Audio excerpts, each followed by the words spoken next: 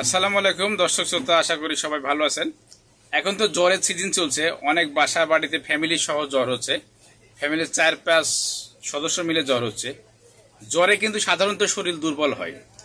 কাদের দুর্বল হয় সংক্ষেপে বলি, যাদের শরীরে হিউম্যানিটি কম, রোগ প্রতিরোধ ক্ষমতা যাদের কম, তাদের শরীরটা জ্বরে বেশি দুর্বল হয়। এজন্য অনেকে অ্যান্টিবায়োটিক খাইতে বাধ্য হন।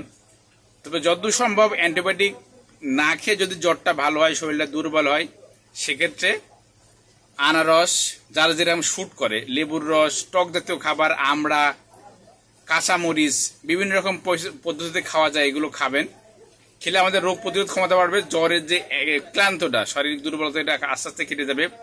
এবং জ্বর হইলে যে আপনি যে খুবই দুর্বল হয়ে যাচ্ছেন, এই জ্বর থেকে উঠার পরে বা জ্বর সেরে যাওয়ার পরে আপনি অবশ্যই অর্গানিক চিয়া সিড, কাঠবাদাম, মধু, খেজুর, কালোজিরা, অশ্বগন্ধা, শতমূল, এই ধরনের অর্গানিক জিনিসগুলো খাবেন। তাহলে আপনার শরীরের রোগ প্রতিরোধ ক্ষমতা বাড়বে।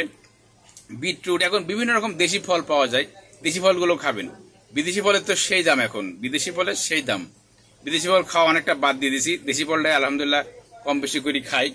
আর সাথে সাথে অর্গানিক কিছু পাউডার খাবেন, আল্লাহর মধ্যে তাদের রোগ প্রতিরোধ ক্ষমতা বাড়বে, ঘুম ভালো হবে, কায়িক পরিশ্রম হবে। আর আমি সবসময় বলি, নিজেকে ভালোবাসতে হবে, নিজের জন্য কোয়ালিটি সময় দিতে হবে।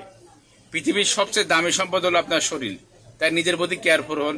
সবাই ভালো থাকুন। জ্বর হলে অবশ্যই আনারস, লেবুর রস, আমড়া, তারপরে বিভিন্ন রকম বাদাম আছে, হ্যাঁ, কিচেন জাম্বুরা বাদাম বলে আর কি, ওই বাদামগুলো জ্বরের জন্য খুব ভালো কাজ করে এবং শারীরিক দুর্বলতা কাটিয়ে উঠতে ভালো কাজ করে অর্গানিক ভাবে। ঠিক আছে, আল্লাহ হাফেজ।